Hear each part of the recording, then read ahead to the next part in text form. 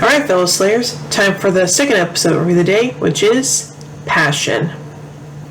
At the Bronze, Buffy and Xander dance while Angel watches from across the room. His voice narrates the concept of passion. Xander turns his head to look in his direction, but Angel is no longer there. When Buffy, Willow, Xander, and Cordelia leave the Bronze, they only pass Angel miming an embrace with his victim, his vamp face hit in the neck of the girl he drains, then drops. Back home getting ready for bed, Buffy peers out into the darkness from her window and sees nothing. When she turns out the light, it hides under the covers. Angel is outside, watching her through the open blinds. After Buffy drifts off, Angel enters the room and strokes a lock of hair back from her face. He sits on the bedside beside her and his voice completes his reflection on passion. The next morning, Buffy wakes to find a parchment envelope on her pillow, containing a drawing of herself asleep. At the library before class, Buffy tells Giles about the drawing and asks if there's a spell to reverse Angel's invitation into her house. Leaving the library when Jonathan and another student arrive to request books, Buffy and the others continue to discuss Angel's intentions. Because Angel has access to her house even when she's not there, Buffy wants to tell her mother the truth so she can protect herself until the reversal spell is in place. Giles vetoes this, urging Buffy not to be goaded by any of Angel's ploys. In Miss Calendar's computer class, Jenny asks Willow to cover her as she happens to be late the next morning. Willow is delighted to oblige. Buffy hurries to fetch Willow, then Giles and Jenny get a moment alone. Hearing that Giles seeks to revoke the vampire's invitations, Jenny gives him a book she knows he doesn't have. She then takes the opportunity to explain that she was raised by the people Angel hurt most, and she elected Giles and Buffy because she thought it was the right thing to do. She didn't know she would fall in love with Giles. Jenny goes on to say she wants to make up everything to him. Giles replies he's not the one Jenny needs to make it up to. Over supper that evening, Joyce asks Buffy to tell her what's wrong, and Buffy says to give her a sanitized version of her trouble with Angel.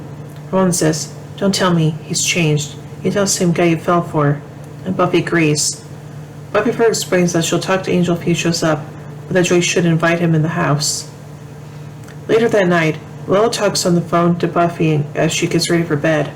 She putters around the room, sprinkles fish food into the tank, then notices a parchment envelope on her bed. She picks it up and opens it. The phone drops from her shoulder as she pulls out a long string threaded with her fishes. Willow spends the remainder of the night clutching a very sharp stake at Buffy's, with garlic ropes adorning the bed frame.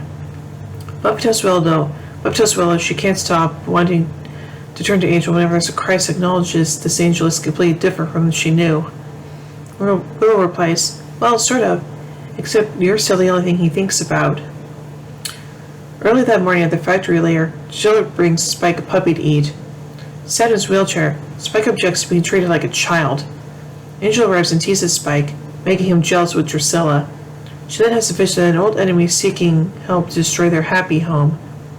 Before school, Jenny goes to the Dragon's Cove magic shop and buys an orb of Thalusa, a spirit vault for rituals of the undead. He tells her that without a translation of the ritual of restoration, the orb is useless for its intended purpose, and that the store has a no refunds policy. Jenny says she hopes soon to have a computer translation of the ancient Romanian liturgy. She tells the shopkeeper she plans to give a friend his soul back. At school, Willow and Buffy meet up with Xander. Willow soon arrives to teach class, but she's disappointed to catch sight of Miss Calendar arriving on time after all. Taking leave of Xander as well, Buffy hurries to confront Jenny. Jenny starts to apologize, but Buffy stops her.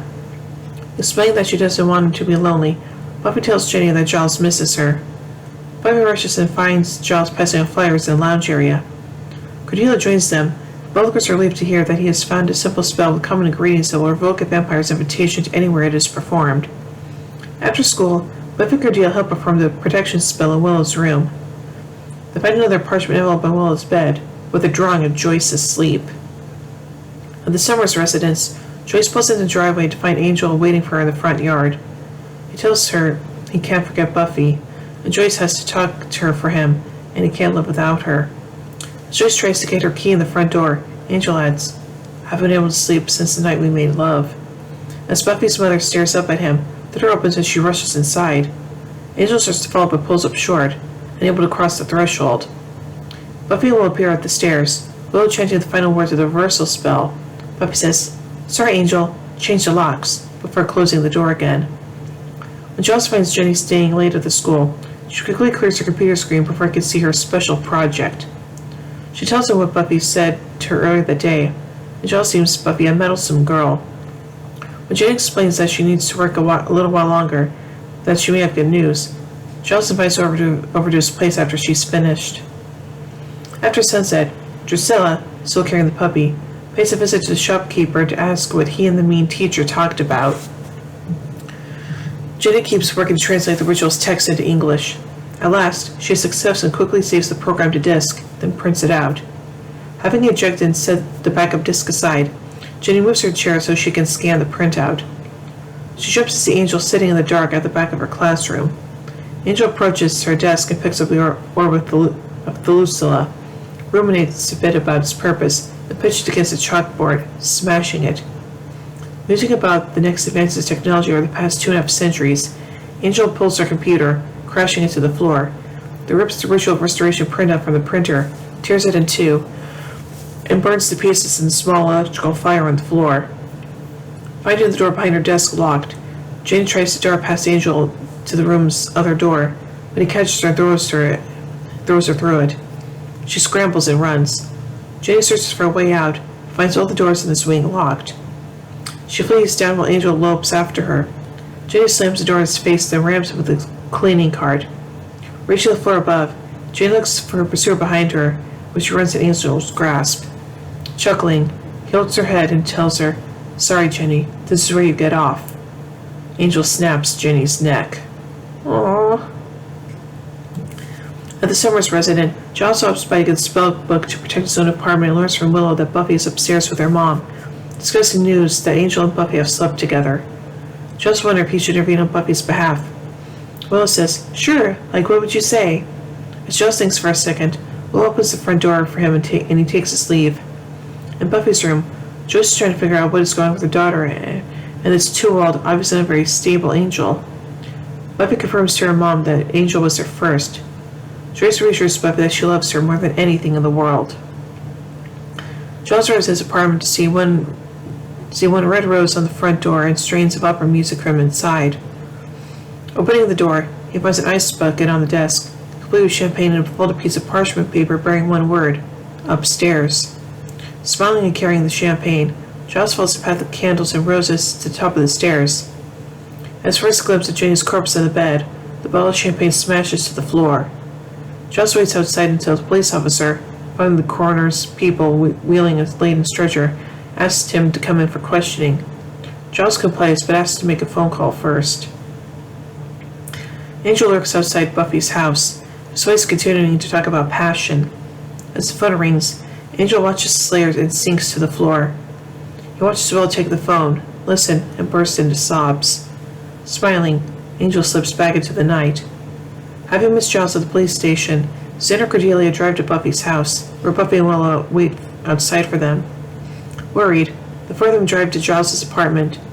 Meanwhile, Giles has gone back to his apartment to arm himself, but before the others can get there, he's out and away, leaving behind Angel's drawing of Jenny, dead. Piecing together evidence of Angel's setup and Giles' intent, the four friends argue about what to do. Xander addresses Giles' plan to follow Angel to the factory, but Buffy knows seeking revenge will only get Giles killed. At the factory, upon receiving the news, Spike states that an incredibly brassed-up Slayer will inevitably seek bloody retribution. Reminding him that Jenny was trying to restore Angel's soul, Jill tries to defend Angel's actions. Spike claims he actually prefers the old Buffy whipped Angel to this new near suicidal version. Just as Angel finishes saying, "Don't worry, Roller Boy, I have everything under control," there's a crash and the dining table erupts in flame. Three vampires recoil and move to escape the fire. At the foot of the catwalk stairs, Angel suddenly jerks in surprise and tears a crossbow bolt from his shoulder. Tossing his empty crossbow aside, Giles stalks the length of the room, lights a baseball bat as he passes the flaming table and, while Spike and Drusilla look on, uses to deliver several blows on Angel. When Giles raises the torch for an overhand chop, Angel grabs him by the throat and lifts him from the floor. At that moment, Buffy enters the fray. Her first rush breaks Giles free of Angel's grasp and sends the vampire crashing backwards. Drusilla and Spike escape. Chasing Angel up onto the catwalk, the Slayer gets the upper hand over the already weakened vampire and thrashes him until he asks if she's going to let her old man burn.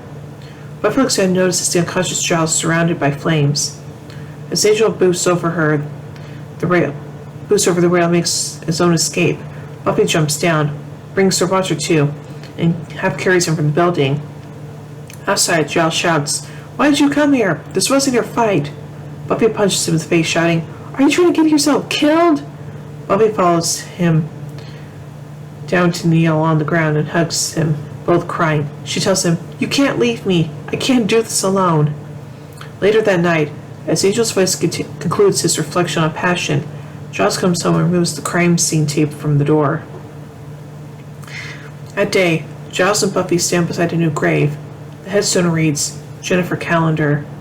Buffy apologizes for not being able to kill Angel when she had the chance. She adds, "I wasn't ready, but I think I finally am. I can't hold on to the past anymore. Angel is gone. Nothing's ever going to bring him back." Willow comes to stand in front of Jenny's desk. She announces to the class that, in Miss Callender's absence, she's been temporarily assigned to teach. Willow starts her book on the desk and Jenny's backup disk slides, falling between the desk and a filing cabinet. So now let's take a look at some continuity surrounding this episode. Upon being requested to place Jenny in class, Willow asks if she can assign detention. Buffy asks the same thing on her first day as guidance counselor in Beneath You. Jonathan and another student come into the library to borrow books. The only other people that Owen had never killed a boy on the first date to do so. None of hiding spells performed at Buffy's and Willow's houses in Cordelia's car. Angel was first invited into Buffy's house as Angel. Willow was in Lie to Me, and Cordelia's car and some assembly are required.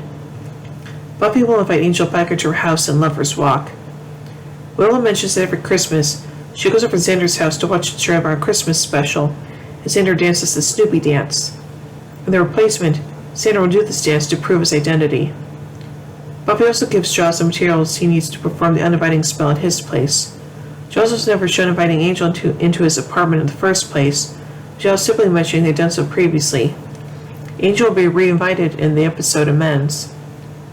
The shopkeeper mentions having sold an orb of Velusilla as a paperweight.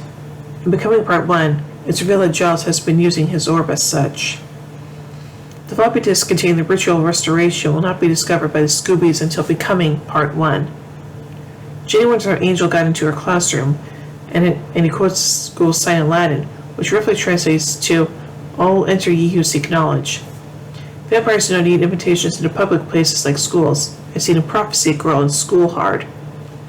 Although Jenny is killed this episode, she has two further appearances as visions, in Becoming Part 1, where Giselle hypnotizes Giles into thinking she's Jenny, and again in Amends, as a manifestation of the first evil. Jenny is the fourth member of the Sunnydale High staff to be killed throughout the series, after teacher Stephen Gregory and the She-Mantis in Teacher's Pet, and Principal Robert Flutie in The Pack. Angel will kill Giles, as in a manner reminiscent of Jenny's death in this episode, breaking his neck in front of an arch. The plot of Giles' personal attack on a Big Bad is seen again in Tough Love, when Willow attacks Glory, without Buffy's knowledge, for attacking Tara. Both Willow and Giles are almost killed by the Big Bad, only to be saved by Buffy. The factory is destroyed. Its remains to be revisited in Lover's Walk. Angel, Spike, and Drusilla move to the Crawford Street mansion, first seen in I Only Have Eyes for You. Willow will continue to replace Jenny in class, as seen in Go Fish. Buffy will recall Willow's teaching experience years later in Time of Your Life, Part 1. And now let's take a look at some production notes. Angel gives a different speech from the first one that was in the original script. The original version was as follows. Passion, it is born, and though uninvited, unwelcome, unwanted like a cancer, it takes root, it festers, it bleeds, it scabs will rupture and bleed anew. It grows, it thrives until it consumes, it lives so, it must die in time. Passion, it drives some to distraction, some to despair, some to vengeance. It drives some to murder and others to madness. Passion is the hope and the cause of despair. It's the source of hope and the cause of despair. It is the source of life and the cause of death. Angel correctly says that the sign for the school in Latin is Formatia trans seres educatorum, which means enter all you seek knowledge. The correct line is used in the Italian version, dubbing Green vos qui sciences quertus. When Buffy and Willow learn about Jenny's death, this is the unheard dialogue. Was this so horrible? It wasn't too horrible. Hello? Buffy. Giles, hey, we finished this bet. Jenny. Miss Calendar. She's been killed. What? It was Angel. Buffy? Giles? Willow. Angel's killed Jenny. What? No. Oh no. Willow! My God, Buffy, what's wrong? Has something happened? And now let's take a look at some pop culture references. Willow mentions every Christmas she and Xander watch a Charlie Brown Christmas. Xander mentions the bookstore chain Barnes & Noble. At the end of Xander's speech about Giles killing Angel, he said, "Faster, pussycat! Kill! Kill!" referring to the title of the 1966 film. Okay then. And now let's take a look at some other notes about this episode. The doors on Sunnydale High violate fire codes. They should open outwards and be set so that they're unlocked from the inside in case somebody needs to exit, such as when there's a fire or other emergencies, like they're being chased by a vampire. Anthony Stewart Head said this is his favorite episode because it's beautifully shot and a beautifully written one. A fan of Buffy, singer Ed Sheeran sampled the track Remembering Jenny from this episode in his song A Fire Love. That's interesting. So overall, I think this episode is kind of a little bit sad, and yeah, I'm not happy about Miss Calendar's death, about Jenny's death at all, so yeah. So overall, I give the episode Passion 4 vampire steaks out of 5. Well, anyway, tune in a bit as we take the final episode of Read the Day, which is Killed by Death. So, until then, here endeth the lesson.